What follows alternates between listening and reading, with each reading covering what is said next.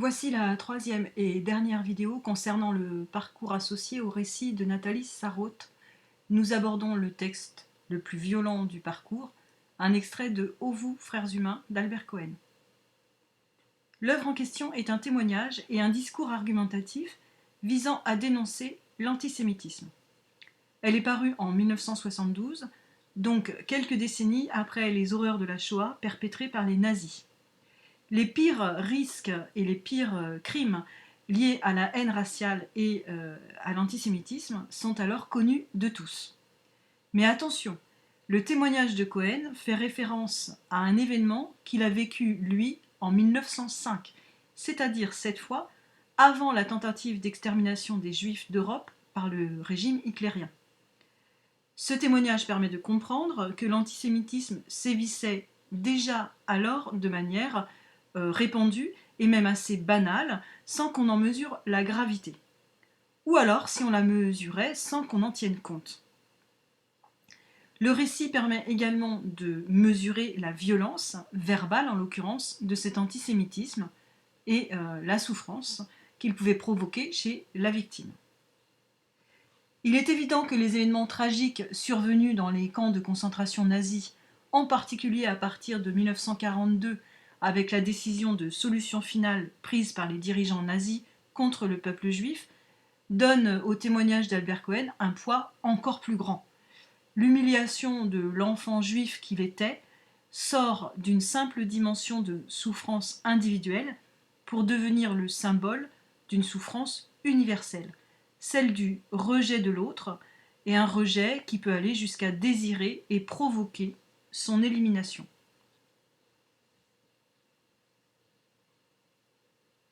Le texte du parcours récit et connaissance de soi que vous avez sous les yeux, bien sûr, vous avez sorti votre groupement de texte, est composé de 2 chapitres successifs. Et vous voyez le chapitre 10 s'afficher à l'écran. Vous constatez également que ces chapitres sont particulièrement brefs. Vous pouvez en déduire que nous sommes encore au début du témoignage, et les chapitres précédents, avant le chapitre 10, comportaient d'abord une présentation des raisons pour lesquelles Albert Cohen s'est lancé dans ce témoignage.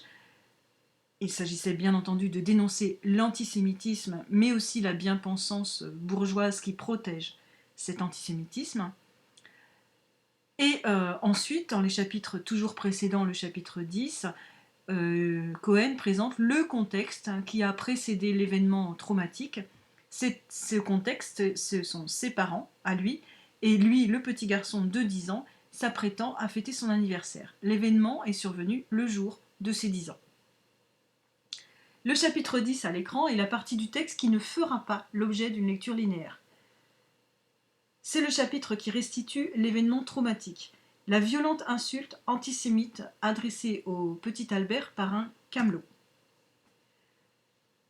Vous pouvez repérer quand même dans ce texte 3 éléments importants, les termes grossiers qualifiant les juifs dans l'insulte, les références au contexte historique, l'affaire Dreyfus a débuté en 1894 et le capitaine Dreyfus n'est réhabilité qu'en 1906. Cela signifie que ce n'est pas encore fait au moment où se déroule l'événement raconté par le texte. Et vous pouvez relever également comme 3e élément les préjugés antisémites qui parcourent le discours du camelot, et en particulier l'idée que les juifs sont forcément riches, ce qui est très loin d'être le cas de la famille Cohen, en l'occurrence. On reconnaît aussi dans le texte la verve vulgaire du camelot. Alors la verve, c'est l'art du discours, mais c'est un discours de vendeur et de vendeur de camelotes, et donc on peut qualifier cet art du discours de facile et vulgaire. Et il ne l'utilise pas, ce discours ou ce talent, pour vendre, mais pour humilier le petit garçon.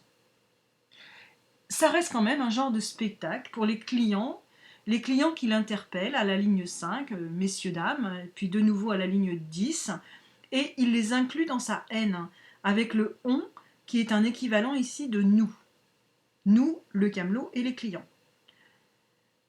En tout cas, vous voyez que pour témoigner du traumatisme subi le jour de son 10e anniversaire, l'auteur a choisi de vous faire entendre telle qu'elle aurait été prononcée, et surtout sans l'édulcorer, sans l'adoucir, en lui conservant toute sa violence dévastatrice. Donc il vous fait entendre l'insulte du camelot. Mais je m'arrête là, puisque je vous ai dit qu'on ne faisait pas la lecture linéaire de ce chapitre 10. Néanmoins, vous aurez compris que si je vous le donne quand même à lire, c'est pour que vous compreniez bien le texte qui, lui, fera l'objet de la lecture linéaire, le chapitre suivant, le chapitre 11.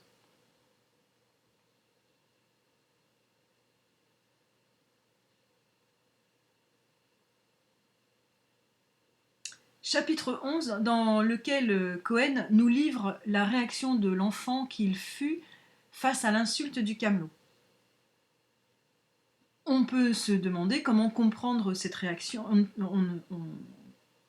comment comprendre cette réaction sans avoir mesuré la violence et l'ignominie de l'insulte. Et en fait, ce n'est pas possible. Je vous suggère de faire une pause et de lire le chapitre 11, puisqu'on va en faire ensuite la lecture linéaire. J'espère que vous avez pris le temps de lire le texte, et vous voyez sur cet écran, sur l'écran, que le témoignage de Cohen a récemment, en 2016, fait l'objet d'une adaptation en bande dessinée. Examinez cette vignette de bande dessinée et demandez-vous, mais demandez-vous crayon à la main, pour répondre dans vos classeurs ou dans vos carnets de lecteurs, comment le dessinateur, Luz, a traduit la violence de l'antisémitisme et la détresse de l'enfant. Petite analyse d'image qui peut toujours servir, encore une fois, pour l'oral. La lecture linéaire à présent, et je vais commencer par quelques rappels méthodiques, parce qu'il semblerait quand même que certains d'entre vous en aient besoin. Mais attention, normalement, la méthode de la lecture linéaire, elle est dans vos classeurs.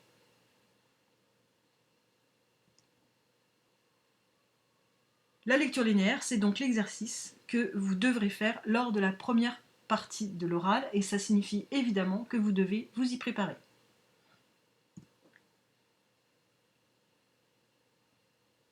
Vous serez interrogé sur un texte de votre liste, donc des textes que vous connaissez à l'avance, et donc, comme dirait Carla, vous pouvez apprendre les lectures linéaires par cœur. À condition de les avoir faites, ou de les avoir prises en note correctement et sérieusement en cours. Et puis attention au par cœur. S'il est compris et bien oralisé, pourquoi pas. Mais si c'est pour ânonner des bribes de lecture linéaire mal comprises, vous courez à la catastrophe. Dans tous les cas, cela signifie que l'examinateur attend de vous entendre sur un texte que vous maîtrisez bien, de sa lecture à voix haute jusqu'à son analyse fine. C'est le revers de la médaille, ça. Si vous étiez interrogé sur un texte inconnu, vous auriez de bonnes raisons de ne pas le maîtriser complètement. Mais là, pas de droit à l'erreur sur la connaissance du texte. Vous aurez donc 30 minutes pour préparer la lecture linéaire. Et 30 minutes, c'est peu. C'est fait pour vous permettre de vous remémorer et noter les éléments importants de votre lecture linéaire. Je reviendrai plus en détail dans un autre diaporama sur la manière dont il faut organiser ces 30 minutes. Pourquoi 30 minutes ou presque ? Parce que vous êtes censé consacrer quelques minutes, mais pas plus, parce que là on va parler de 2 points sur 12, donc consacrer quelques minutes à la question de grammaire. Et je vous ferai aussi un document sur la question de grammaire, vidéo ou autre, je ne sais pas encore. Cette lecture linéaire devant l'examinateur, donc vous avez 10 minutes pour la développer. Et on ajoutera à ces 10 minutes les 2 minutes consacrées à la question de grammaire. 10 minutes, c'est très peu quand on a beaucoup de choses à dire. C'est-à-dire quand on maîtrise sa lecture linéaire. Mais alors par contre c'est long, très long, quand on n'a rien à dire, parce qu'on n'a pas travaillé ces textes. Je ne m'attarde pas sur ce deuxième cas de figure désastreux, car je sais bien que vous ferez ce qu'il faut pour ne pas connaître cette situation critique. En revanche, j'insiste sur la première, vous avez 10 minutes maximum pour faire votre lecture linéaire. Lecture du texte comprise. 10 minutes et pas une de plus. Pas une de plus. À partir de 8 minutes de lecture linéaire, vous êtes dans les clous.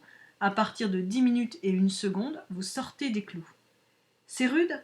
Oui, mais c'est la loi de l'exercice. Du Ralex, c'est de l'ex.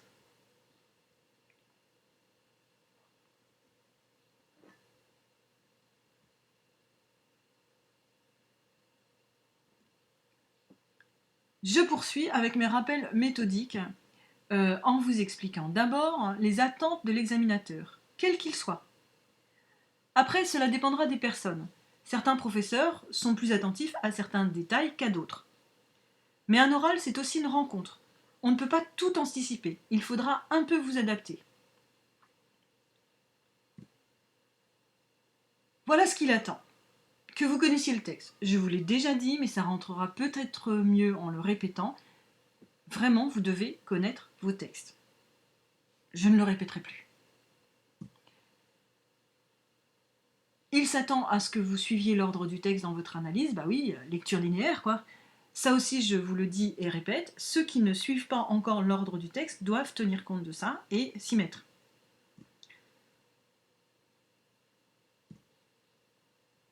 Il s'attend à ce que vous mettiez en œuvre la méthode dite CIA pour des raisons mnémotechniques. C comme citation, I comme identification de procédé dans la citation, et A comme analyse du procédé de la citation choisie. Le tout doit répondre à la problématique.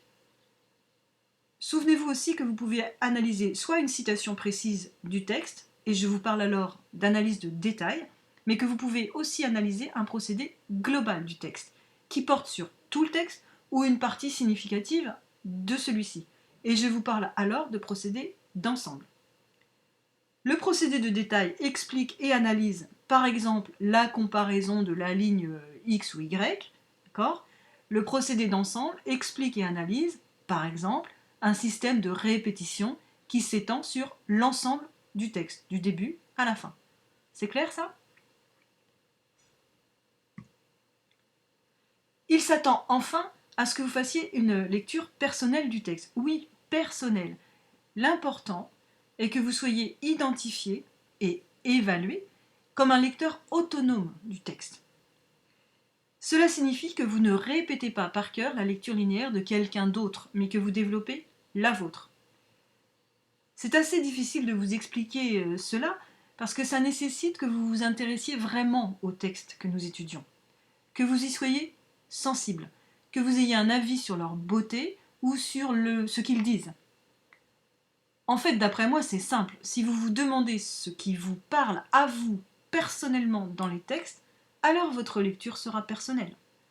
Parce que les textes ne sont pas des objets scolaires. Rousseau, Vallès, Cohen ou Sarraute n'ont pas écrit pour être étudiés par vous en classe. Ça, ils s'en foutent complet. Ils ont écrit parce qu'ils avaient quelque chose à dire de la vie et du monde. Quelque chose à vous dire d'eux-mêmes, mais aussi et surtout quelque chose à vous dire de vous. Trouvez ce que c'est et votre lecture sera personnelle, c'est sûr. Et si vous faites ça, revenons à des choses terre à terre, c'est gagné. Vous aurez une bonne note à l'oral. Mais pour ça, pas de trucs et astuces, pas de méthode. Juste, que me dit le texte à moi ? Pourquoi il me plaît, me touche ou me fait réfléchir ? Il n'y a pas moins scolaire que le français à l'école en fait.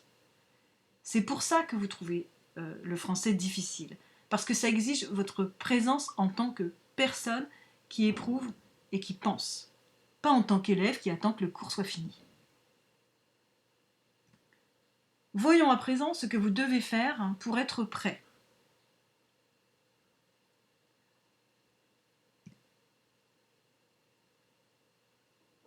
Alors, ne me demandez plus quels textes sont sur la liste une fois qu'elle sera complète, fin mai au plus tard. Vous devez le savoir. L'ignorer totalement ou en partie devant l'examinateur, c'est lui envoyer le signal suivant. Je ne m'intéresse pas au cours de français. Est-ce que vous croyez qu'un professeur de français, votre examinateur, va apprécier ?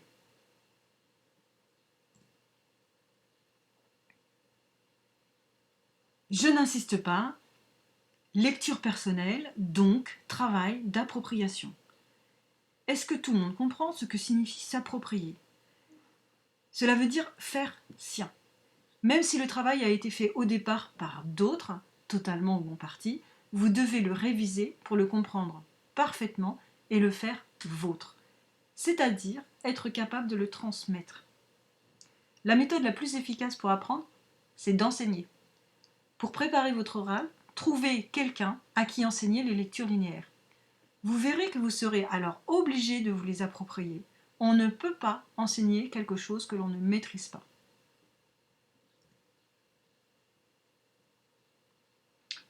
Et oui, entraînez-vous.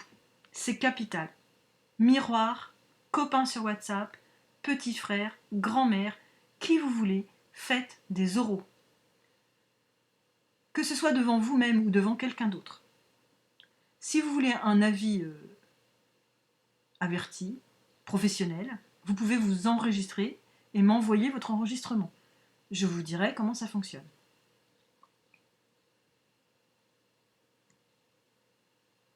Alors, après ces quelques rappels importants, revenons au texte qui nous occupe.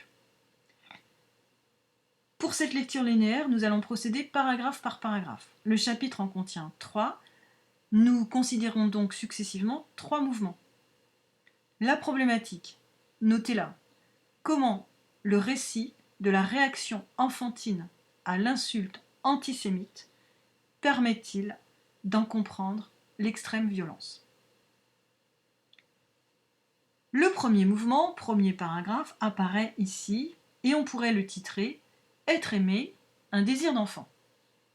Alors si vous vous demandez à quoi servent les titres de mouvements, vous devez comprendre qu'ils vous permettent de structurer votre lecture linéaire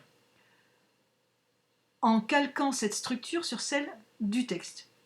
Les titres servent à identifier les propos successifs des textes, donc à dire, étape par étape, de quoi ça parle. Ce qui est tout de même très important pour donner du sens à l'analyse. Vous voyez ici que le texte a été abondamment surligné. Et bien, à chaque couleur du surlignage correspond un procédé d'écriture. Vous allez les voir apparaître successivement et je vais vous en proposer une brève analyse à chaque fois. Prenez des notes dans votre classeur sur ce texte pour vos révisions. N'hésitez pas à faire des pauses pour avoir des notes lisibles. Mais ne notez pas tout. En cas de doute, vous pourrez toujours revenir à la vidéo. Alors,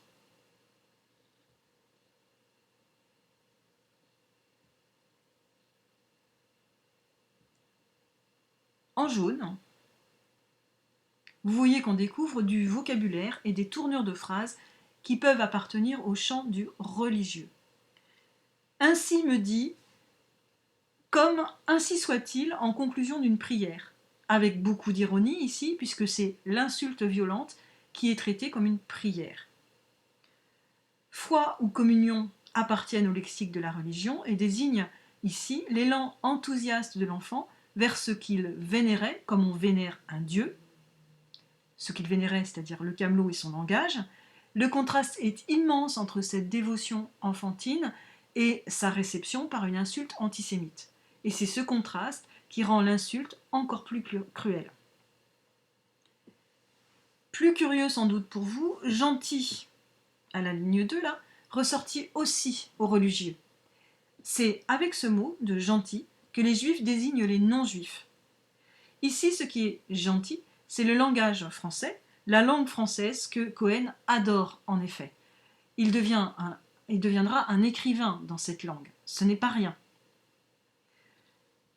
Mais ici, le gentil langage français, c'est celui du camelot, une langue avec un certain bagou, vous diriez peut-être une certaine tchatch, celle du camelot, et qui s'exprime pour rejeter le petit juif loin de ceux qui ne le sont pas, et qui utilisent cette langue comme des propriétaires. Ensuite, l'expression solennelle « en ce jour » n'est pas forcément religieuse, même si elle est souvent employée dans un contexte religieux pour rendre compte ou fêter un moment important. En ce jour béni, par exemple, peut être utilisé dans le cadre religieux. En l'occurrence, il s'agit d'un jour spécial pour le petit Albert, un jour important et en principe très joyeux, qui va être anéanti par l'insulte.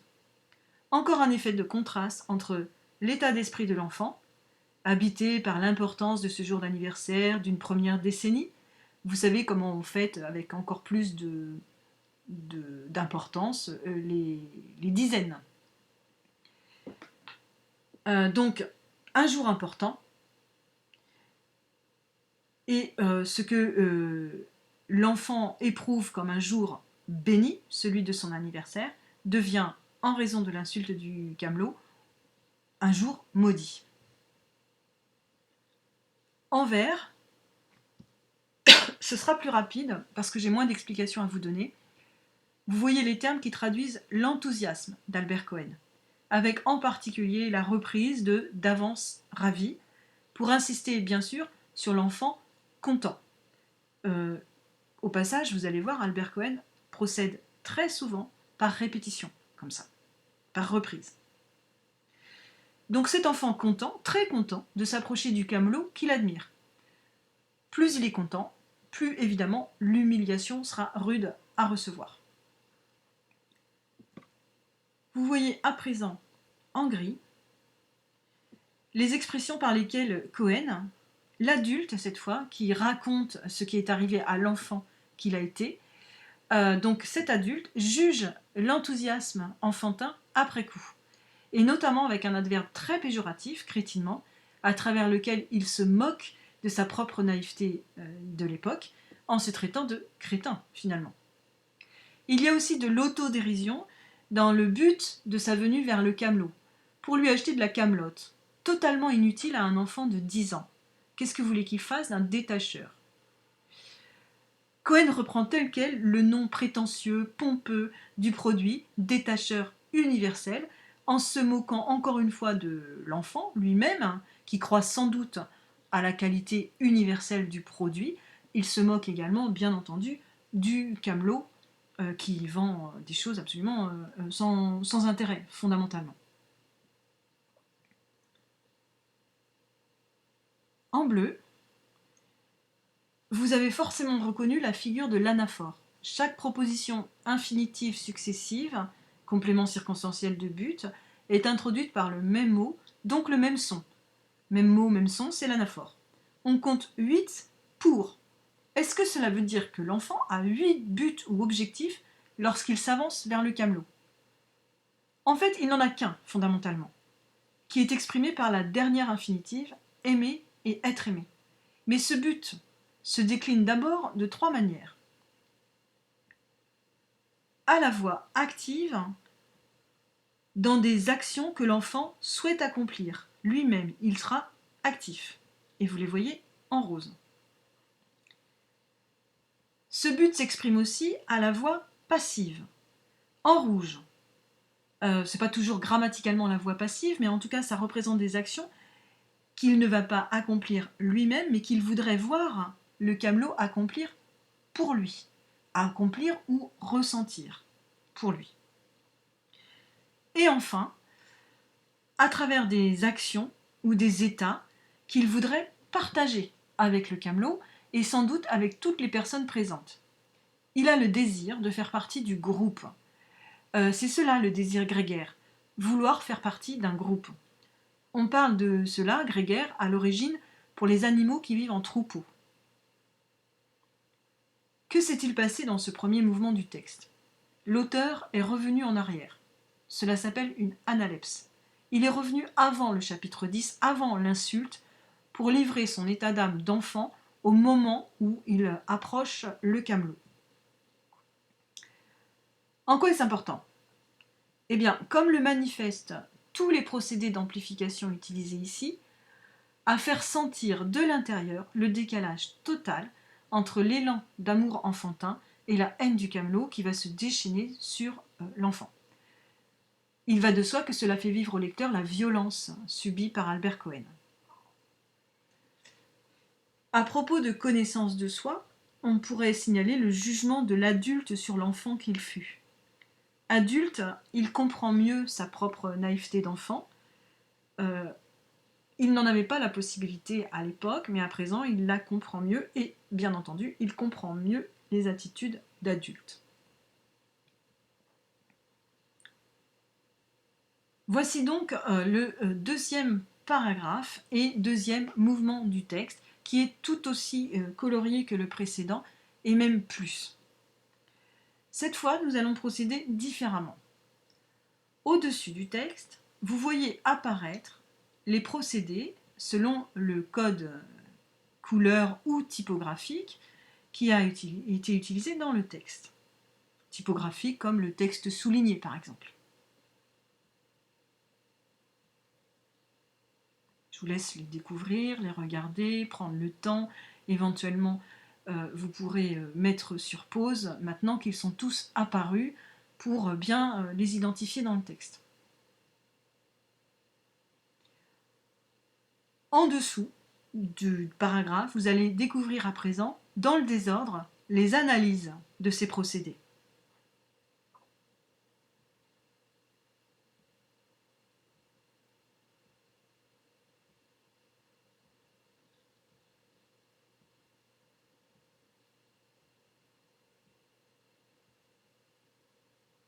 Voilà. Le jeu, entre guillemets, consiste à relier la bonne analyse au bon procédé. Mettez sur pause et faites cet exercice. Je vous donne la correction ensuite, mais je vous conseille vivement de mettre sur pause, de faire ce que je vous dis là maintenant, et d'essayer de relier procédé et analyse. Si vous allez directement à la correction, vous ne faites pas l'effort de réflexion et vous ne progressez pas ou très peu.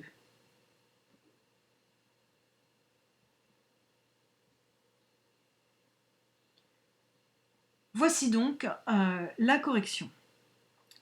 En la découvrant, vous pourrez corriger votre propre travail.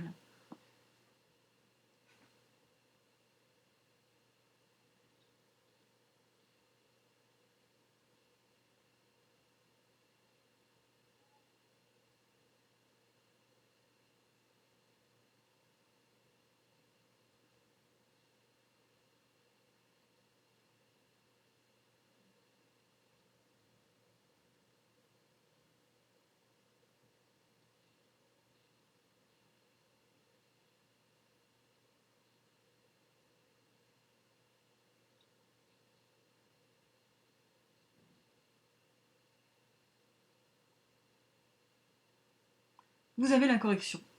Et je vous donne à présent quelques explications. Le O du début du paragraphe personnifie la honte, et cela donne à cette honte une importance considérable. L'épisode, il est raconté, j'arrive au procédé des temps de l'écriture et temps du récit. L'épisode est raconté au passé simple. L'épisode appartient à un passé qui est terminé. Il n'a plus d'effet dans le présent. Rien ne peut modifier le cours de la réalité qui a eu lieu. Ce qui reste présent, avec les verbes au présent, c'est la honte, justement. Ensuite, il est question de vocabulaire moral avec l'aveu. Un aveu, ça entre dans le vocabulaire moral parce que c'est quelque chose que l'on fait quand on a commis une faute. Mais en fait, c'est un aveu alors que rien n'est la faute de l'enfant. Mais sa réaction pendant l'insulte n'est pas digne.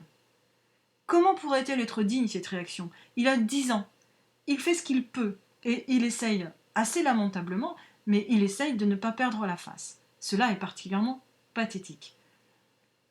Je n'ai rien de particulier à signaler sur le champ lexical de la vulnérabilité en rouge. Je pense que c'est clair. C'est toujours assez simple d'analyser un champ lexical. Ne vous en privez pas quand c'est possible. Mais arrêtez quand même de voir des champs lexicaux partout. J'ai la même remarque sur les métaphores de la violence en bleu. Tout est dit, métaphore du bourreau, de la violence judiciaire et métaphore guerrière avec désarmé. En violet, peut-être un peu d'explication sur les verbes dits ici de construction. Ce qu'il faut comprendre, c'est que le petit Cohen travaille son expression. Il la fabrique. Il est question de fabriquer un sourire, d'accord? Pour essayer de garder la face et de se rendre complice du camelot. C'est d'ailleurs ça, cette recherche de complicité, qui est à l'origine de la honte 60 ans plus tard encore. C'est une réaction de défense qui, encore une fois, apitoie le lecteur, et en particulier par son inefficacité. Le camelot n'est absolument pas sensible à cet effort. Sur la reprise anaphorique du sourire en jaune, bien sûr, il s'agit d'insister, et il insiste d'abord sur la gentillesse de l'enfant. Mais évidemment, tous ces aspects doux, gentils du sourire ne font que renforcer les effets terribles de l'insulte, l'insulte qui fait trembler ce sourire, qui le rend malade, qui l'affaiblit, qui l'appauvrit et qui fait peur.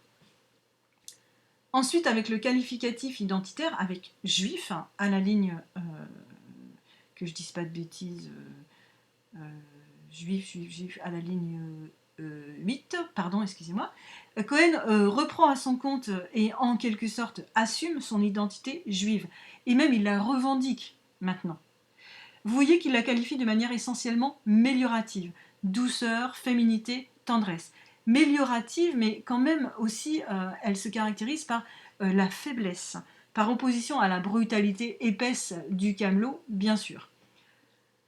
Le lexique du comique que vous avez en vert désigne l'ultime sourire de l'enfant, un sourire qu'il fait amuser, comme on a bien compris que ce qui lui arrive n'a rien d'amusant. Cette pauvre tentative, elle est à nouveau poignante, encore plus pathétique que le sourire apeuré par exemple.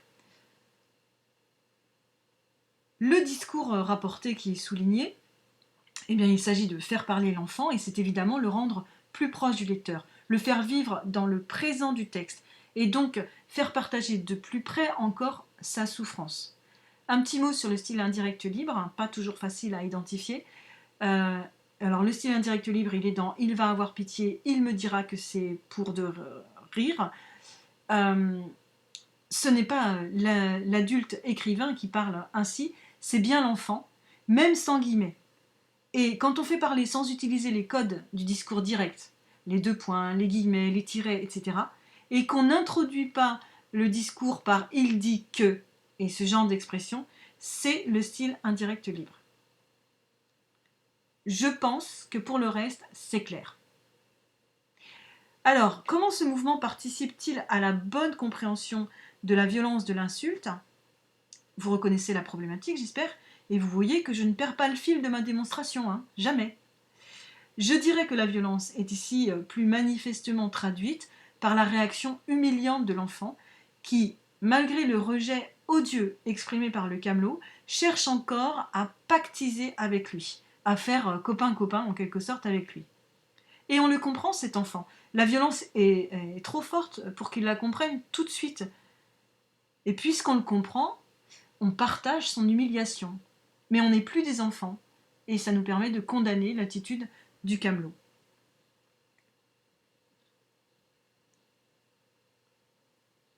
Avec le troisième mouvement du texte, eh ben c'est à vous, parce qu'il faut bien que vous fassiez quelque chose, mais avec quelques coups de pouce. Vous avez l'extrait, les surlignages, et vous allez voir apparaître les crayons de la couleur correspondant à peu près. Ces crayons sont suivis de quelques pistes d'analyse. Premier exemple.